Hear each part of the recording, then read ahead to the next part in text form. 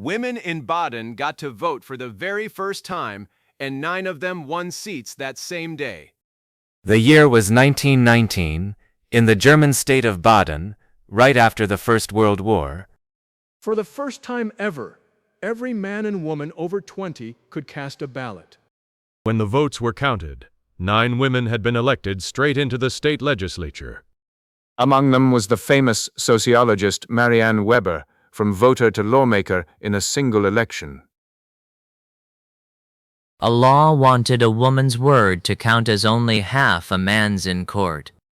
So in 1983, about 100 women decided they'd had enough. They marched straight to the Lahore High Court to face the ban head-on. Police met them with tear gas and batons, and still they didn't fold. That single day of defiance became Pakistan's National Women's Day.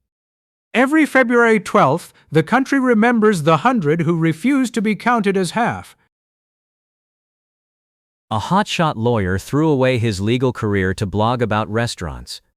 His name was Stephen Shaw, and in 1998 he built one of the very first food blogs. But what made him walk away from a safe, high-paying job? A loss. The early death of his father pushed him to finally chase a career he actually loved. So he traded courtrooms for kitchens and became a food writing pioneer. He co-founded eGullet, the online hangout that helped invent modern food culture on the internet. To build one road, a Dutch city had to relocate over 600 dead people. In the town of Hoorn, an old Jewish cemetery sat right where planners wanted a roadway. So in the late 1960s, they carefully lifted 219 gravestones and exhumed the remains of 614 people. A chief rabbi only allowed it on one condition: every Jewish burial custom had to be honored. They were reburied together in a brand new section of the public cemetery in 1969. That new plot still guards over 600 souls, and the memory of the cemetery a road erased. Mozart's favorite piano was one young Beethoven refused to even touch. The maker was Franz Jakob Speet, a piano builder from Regensburg. In 1777, Mozart wrote to his dad that Speet's forte pianos were his absolute favorites. But when Beethoven was young, he point-blank refused to play a Speet piano. The reason wasn't quality. He'd just grown up on a rival brand and couldn't get comfortable. Same maker, same keys. One man's dream instrument was another's deal breaker.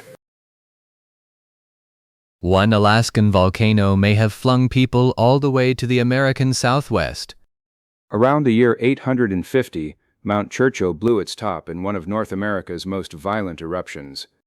It buried an area the size of a whole country, about 340,000 square kilometers, in pale ash.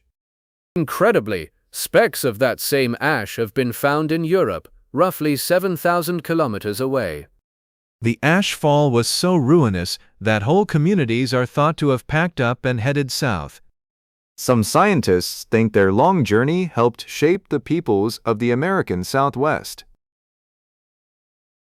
This soldier got arrested because his wine looked too much like beer. At a fancy regimental dinner, his commander spotted a black bottle of Moselle and assumed it was common beer. He was scolded for ungentlemanly conduct, refused to back down, and the feud exploded into a London society scandal. So he walked away from the cavalry entirely and did the last thing anyone expected. He studied chemistry. And in that lab he discovered propylene, a brand new hydrocarbon that pushed chemistry forward. Then the plot twist: the army recalled him, and the disgraced officer eventually rose all the way to Major General.